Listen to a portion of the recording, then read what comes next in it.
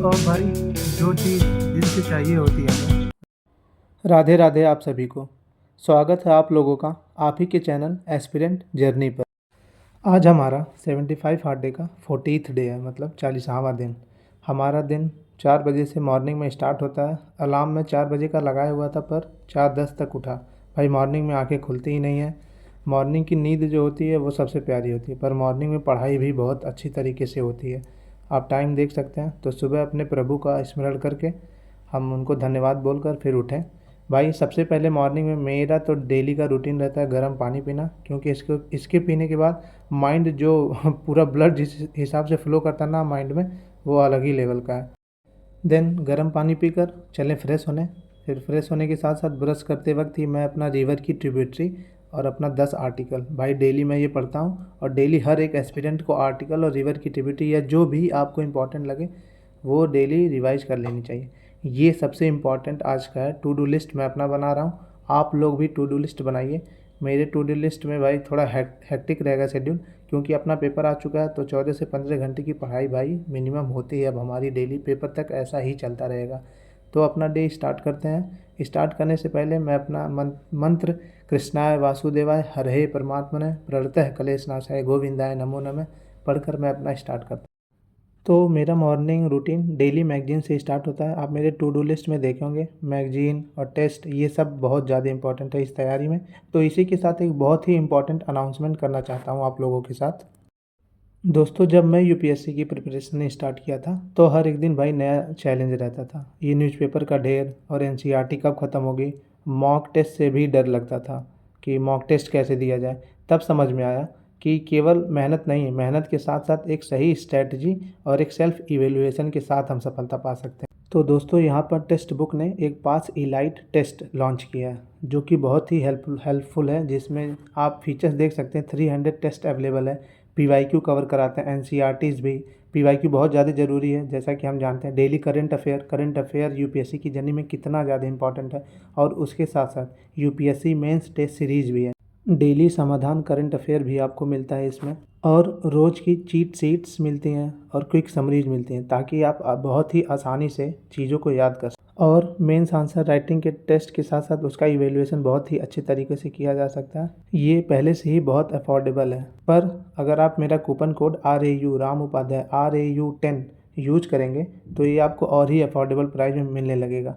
तो देर किस बात की, टेक्स्ट बुक का टेस्ट लगाइए और अपनी यूपीएससी की जर्नी को बहुत ही आसान बनाइए।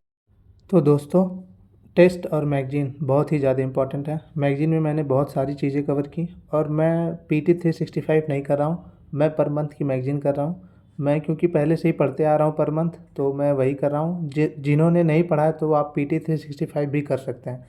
मैगजीन मैं पिछले 15 महीने का करूँगा, जैन 2024 से भाई अब तक के। और सोच लीजिए कितना ज़्यादा करंट अफेयर हो जाता है, और ये माइंड में मगअप करने के लिए।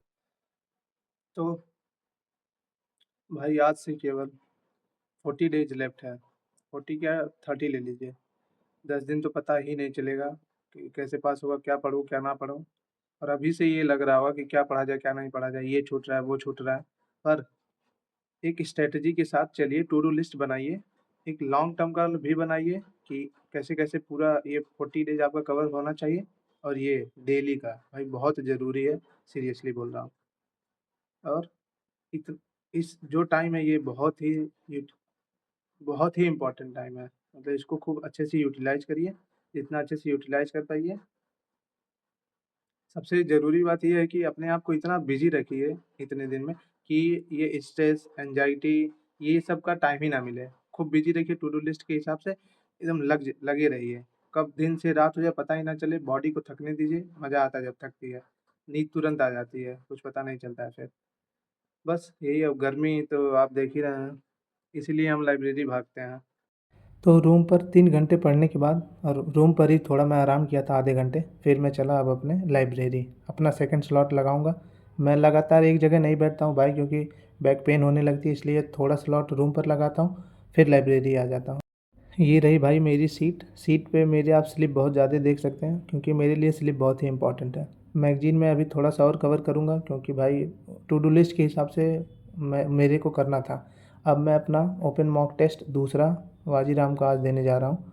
क्योंकि टेस्ट देना बहुत ही ज़्यादा ज़रूरी है और टेस्ट देने के बाद एनालिसिस भी बहुत ज़्यादा ज़रूरी है। और किसको किसको जब टेस्ट देते हैं आप तो अंदर से एक धक धक टाइप का होता है, जब भी सीरियस अगर दे दीजिए आप तो वो थोड़ा सा आता है अंदर से। तो आप अभी इसमें मेरा नंबर बहुत कम था, मैं काउंट किया था पर लिखा नहीं हूँ, आप लोग को करना होगा तो कर लीजिएगा। तो अब अपना टेस्ट देने के बाद चला मैं रूम पर। भाई रूम पर पहुँचा तो कपड़े धुल लेते हैं, क्योंकि अब एक हफ्ते से ज़्यादा परफ्यूम मार मार के कितना कोई हम लड़के कपड़े पहनेंगे, क्योंकि लड़कों का यही रहता है, एक हफ्ते परफ्यूम मार के भाई हम पहनते हैं फिर उसके बाद धुलते हैं। तो नहाने के बाद मैं अपना लंच करता हूँ कंप्लीट। लंच हो चुका है। अब अब भाई गर्मी इतनी तेज पड़ रही है कि क्या बताऊँ, बहुत गर्मी है यार। अभी से इस धूप में फिर जाना है लाइब्रेरी। लाइब्रेरी ना जाऊँ तो यहीं गर्मी में मर जाऊँ, क्योंकि वहाँ भाई एसी मिल जाती है, तो हम गरीबों के लिए वो जन्नत है भाई लाइब्रेरी। फिर भाई लंच करने के बाद इसी कड़ी धूप में भाई पहुँचे लाइब्रेरी। पसीना इतना ज़्यादा हो रहा है कि क्या ही बताएं, गर्मी में यार बहुत ज़्यादा तकलीफ़ होती है पढ़ने में। अब मैं यहीं थोड़ा सा 10 मिनट का ही नैप लूँगा, फिर उसके बाद अपना थर्ड स्लॉट स्टार्ट करूँगा, क्योंकि नैप लेना 10 मिनट का थोड़ा ज़रूरी हो जाता है और सोने का मन करता है यार, आंखें लाल रहती हैं, भारी रहती हैं। पर यार पेपर आ रहा है और इस अटेम्प्ट को लास्ट अटेम्प्ट बनाना है, तो इसलिए तगड़ी मेहनत करनी पड़ रही है। हर चीज़ त्याग कर भाई मेहनत करना पड़ रहा है, भले धूप हो गर्मी हो कुछ भी हो, पर पढ़ाई जारी होनी चाहिए। अब मैं थर्ड स्लॉट में भाई पीवाईक्यू करूँगा। पीवाईक्यू मैं पॉलिटी का कर रहा हूँ, बहुत ज़्यादा इंपॉर्टेंट है पीवाईक्यू, मैं हर वीडियो में बोलता हूँ। तो पीवाईक्यू अपना करिए, उससे आपको पता चलेगा वेटेज कि क्या पूछा हुआ है क्या नहीं पूछा हुआ है। तो पीवाईक्यू से आपको एक पूरा ब्रॉड बेस मिल जाएगा यार। पीवाईक्यू मतलब आप क्या ही मैं बताऊं, रामबाण है, पैनेसिया है भाई इन सब के लिए, पेपर के लिए, यूपीएससी के पेपर के लिए। तो पीवाईक्यू आप स्किप मत करिएगा, सारे लोग पीवाईक्यू करके जाइएगा। देन 2.5 आवर पीवाईक्यू करने के बाद भाई मैं चला थोड़ा सा स्नैक्स लेने, क्योंकि भाई पोमोडोरो टेक्निक अपनानी बहुत ज़्यादा ज़रूरी है पढ़ाई के साथ साथ, तब जाके आप एक लंबा स्टडी आवर बना पाएंगे। अब मैं सीसेट का एनालिसिस करूँगा, इसका मैं टेस्ट दिया हुआ था तो इसमें मेरे 92 मार्क्स आए हुए थे। ये फोरम आईएएस का है। तो एनालिसिस करते वक्त भाई मैं मैथ्स ही एनालिसिस करता हूँ, इंग्लिश कॉम्प्रीहेंशन तो बहुत कम गलत होता है। तो सीसेट का एनालिसिस भाई, पेपर का एनालिसिस बहुत ज़रूरी है। अब सीसेट का एनालिसिस हो जाता है। अब मैं ये मॉर्निंग का जो फोर टेस्ट दिया था वाजीराम का, सॉरी, तो उसकी एनालिसिस कर रहा हूँ। यार एनालिसिस करते वक्त किसको किसको टाइम लगता है बताना ज़रूर, मेरे को बहुत ज़्यादा टाइम लग जाता है यार। एक पेपर दीजिए फिर उसको 3 घंटे एनालिसिस में देना, माइंड पूरा सर दर्द होने लगता है। तो जिसको जिसको टाइम लगता है बताना ज़रूर, और कोई टेक्निक हो तो इसको कम करने का तो वो भी बताना। अब भाई अपना स्टडी हो जाता है 11 घंटे का टोटल। अब हम चलते हैं रूम पर, अपना डिनर करेंगे। थोड़ी सी बारिश हो रही थी तो थोड़ा सा मौसम अब थोड़ा सा हल्का हो रहा है। तो भाई रूम पर आए तो इतना ख़राब सब्ज़ी बना कर गए थे कि क्या ही बताएं, मन ख़राब हो गया एकदम। फिर अब चलें, थोड़ी सी रोटी बची हुई थी तो गौ माता को रोटी देकर मंदिर का थोड़ा सा प्रणाम करके प्रभु को अपने, फिर मैं चला अपना लाइब्रेरी भाई लास्ट स्लॉट लगाने। ये बहुत ही ज़्यादा टफ पड़ जाता है लास्ट स्लॉट, क्योंकि बॉडी पूरी थक जाती है, क्योंकि 10 घंटे डेली स्टडी करना बहुत है। पर अभी पेपर आ चुका है तो हमें पुश करना पड़ता है, टू डू लिस्ट के हिसाब से मेरे को करना पड़ेगा। और अभी ये अपना एनालिसिस बचा हुआ ही था, इस एनालिसिस को कंप्लीट भी करना है। और इसमें बहुत ज़्यादा इंपॉर्टेंट चीज़ें जब पेपर में एनालिसिस के वक्त मिलती हैं मेरे को तो मैं नोट डाउन भी कर लेता हूँ। तो आप लोगों को भी नोट डाउन कहीं ना कहीं करना चाहिए, क्योंकि क्या इंपॉर्टेंस रहेगा फिर पेपर लगाने का जब आप नोट डाउन ही नहीं करेंगे। तो इसमें भी मेरे को बहुत सारी चीज़ें पता चली, जैसे मेरे को एंशियंट हिस्ट्री का एक वर्ड पता चला था, रस्ता रसनाकर कुछ करके, जिसको इंडियन ओशियन बोलते हैं, पहले बोलते थे रस्तनाकर। भाई ये पता ही नहीं था तो आज पता चला।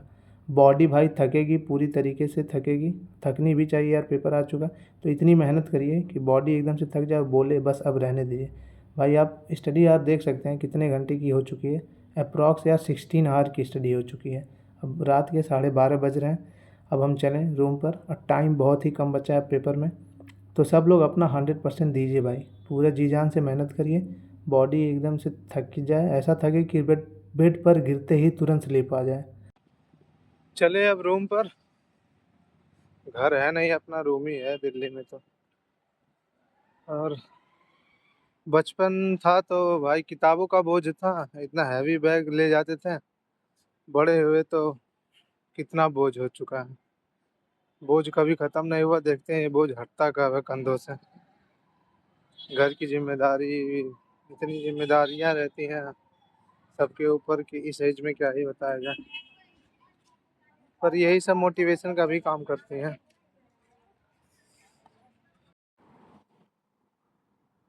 तो ये रही पूरी रूटीन में आपको सबसे इम्पोर्टेंट जो मैं बताने जा रहा हूँ, टू डू लिस्ट होना चाहिए भाई। सबसे इम्पोर्टेंट, आप जितने लोग भी तैयारी कर रहे हैं, भले पेपर हो आपका या ना हो, पर टू डू लिस्ट बना के एक पास मिल जाता है तो उस पर टिके रहिए। इम्पोर्टेंस बहुत है टू डू लिस्ट का, तब जाके आपका शेड्यूल बनता है ना, तो उस हिसाब से आप कवर अप करना चाहते हैं। और बस अब दिन बचे ही नहीं है, अपने आप दिन पास हो जाएंगे। जिनका जिनका भी पेपर है भाई, तो वो कैसा फील कर रहे होंगे वो वही जानते हैं। जिनका पेपर नहीं है वो फील कर नहीं सकते। तो बस लगे रहिए।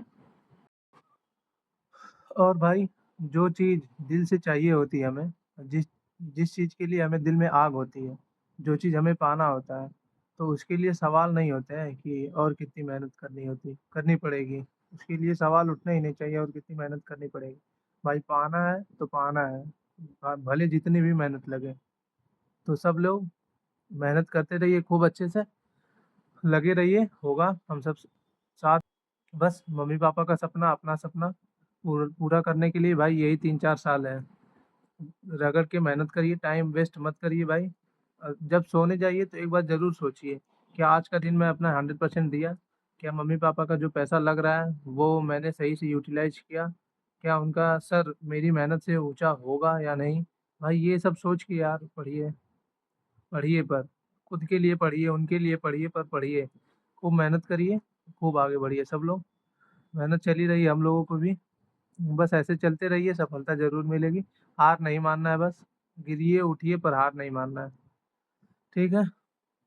तो आज के लिए बस इतना ही। भाई चैनल को प्लीज़ सपोर्ट करिएगा, शेयर कर दीजिएगा, सब्सक्राइब कर दीजिएगा। मुझे सपोर्ट चाहिए आप लोगों का, क्योंकि भाई पेपर आ ही चुका, फिर भी इन दोनों को मैनेज करना बहुत ही मतलब डिफ़िकल्टी होती है। नींद को थोड़ा कम करना पड़ता है वीडियो बनाने के लिए। तो प्लीज़ सपोर्ट करिएगा और हँसते रहिए, मुस्कुराते रहिए। खुश रहना बहुत ज़्यादा ज़रूरी है। बस खुश रहिए और मेहनत करते रहिए। यूटिलाइज़ करिए टाइम को अच्छे से। फिर मिलते हैं नेक्स्ट वीडियो में। तब तक के लिए सभी को थैंक यू, और वीडियो शेयर कर दीजिएगा प्लीज़।